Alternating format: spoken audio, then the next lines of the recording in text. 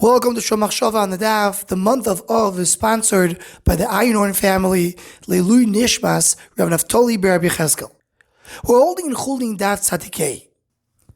And the Gemara and Mudbei says, Kol Nachash she'einu ki Eliezer eved Avrom uki Yonisem ben Shaul einu Nachash. There's a Yisur D'Oraisa to do nichush. Nichush really means to do a sign, something that tells you what to do. And the Gemara tells us that by Eliezer eved Avrom, when he made a sign to know who's going to be the wife of Yitzchak, and by Yonisem ben Shaul, who did a sign to check if to go to war against the Plishtim or not, by them, anything which is not like that is not Nachash, meaning the reliance on that. But what they did, and anybody does similar to what they did, is a nichush. And the Gemara goes on to bring different things that the Amoraim did, and that they relied on some kind of a sign that told them what to do. The Gemara tells us the Rav Bodig b'Mavro, he checked the boat. If the boat just came in front of him, that means he had to go on the strip. Shmuel checked b'Safra, he looked in the pasuk in the sefer. And Rabbi Yochanan checked a Yenuka, a child. He asked him to say a pasuk, and based on that, he will know what to do. Which is not so clear. What's the difference? Why is that some simon that you could rely on? So first, already the Taisis and many Rishonim ask, what's shot in Eliezer eved Avrom and Yonisem ben Shaul that they did do a sign which the Gemara says it's considered to be nichush. So Taisis says over here that Eliezer eved Avrom did not really rely on this because he first of all checked and asked questions to Rivka, and only then he agreed that she should be the wife of Yitzchak. And Yonisem ben Shaul also did not rely on the signs of to go to war. It was only to be Mizar as Naroi, but it just looks like nichush. The Gemara just brings this something that looks like nichush.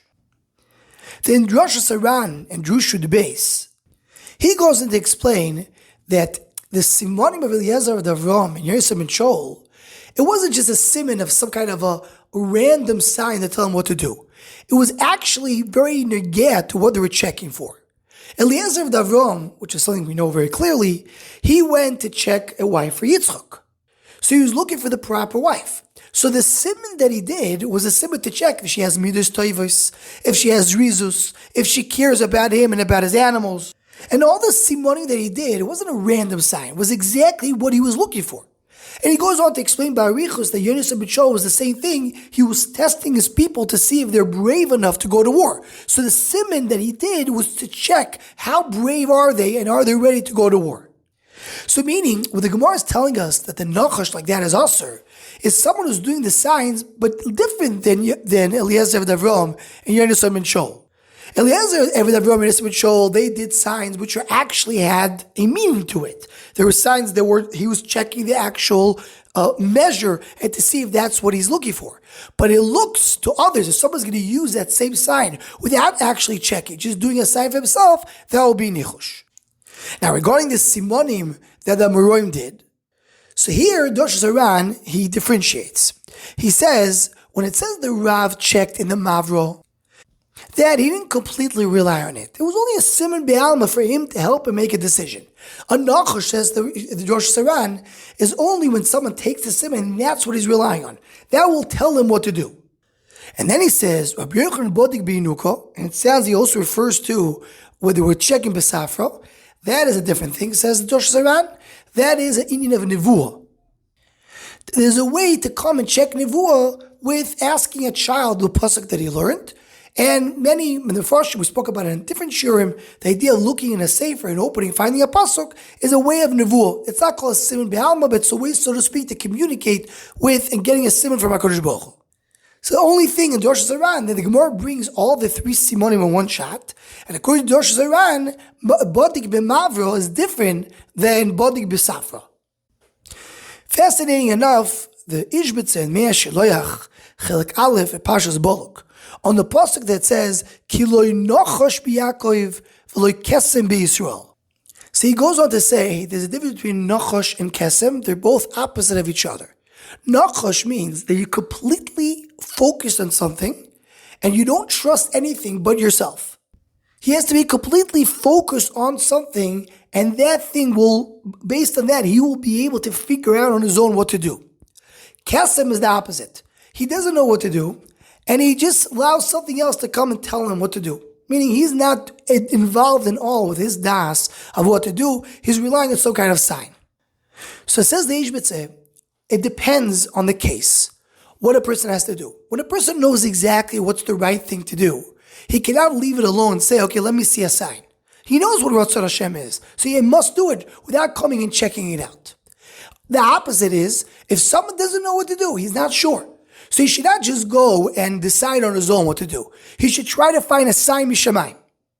And that sign is to rely on HaKadosh Baruch Hu to give him the sign. He says that's what it means, Rav Batik B'Mavra. Rav, he didn't know if I'm supposed to go on this trip or not. So if he saw the ship coming without any shtadlis, that was a sign from HaKadosh Baruch Hu to go on the trip.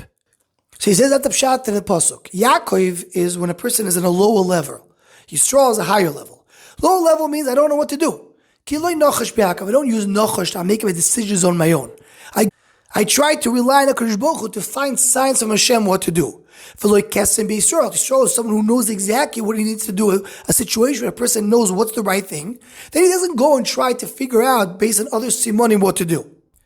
So according to the Ishbitze, it really depends on the case. Some cases you have to know based on your own, and some cases you have to rely on a sign. Rabbi Tzaddik HaKohen, the Talmud of the Ishbitze, in Koymitz HaMincha, Ois Nun Daled, he focuses there only on Nachash. And he says in a similar ma'alach, but a little different than his Rebbe. He says that Nachash means completely not rely on HaKadosh Baruch Hu. That's similar to his Rebbe. But what it means, Nachash, is a person thinks everything is a mikra. Everything depends on teva. Everything is set in the bria and you can't go and change it. And with that he explains our Gemara, what does it mean there's no Nachash but there's a Siman? Nachash means that I think that whatever is in nature is set in stone, so I have to just follow it. Siman means HaKadosh Baruch Hu can change anything whenever I want. So I'm saying nothing's set in stone in the Teva, but what does HaKadosh Baruch Hu want from me at this moment, which may change in a few minutes from now? He says that's the lashon. The Gemara says, "Ein Nachash yesh Siman." Nachash is lashon nichush. Mikra Teva. There's nothing here that could change. There's no ownership. But Siman means the same way when you have an Aveda. Siman shows who the owner is. So Siman brings you back to HaKadosh Baruch Hu. So what we learn with Divrei Rabbi Seinu is, Rosh Hashanah tells us that you can't really rely on anything. It's just an additional aspect. And that's what we have over here in our Gemara. The Mishnah says it depends on the case. Some cases you need to have a sign from HaKadosh Baruch Hu. And Rabbi Tzaddik says the idea is that you're putting this in the hands of Hashem and not in the hands of Teva and nature. There's a bit of what Divrei Rabbi Seinu taught us in this difficult sugya. Anyone who wants to join or sponsor the Shom Machshava Shiurim, please email shomachshava@gmail.com.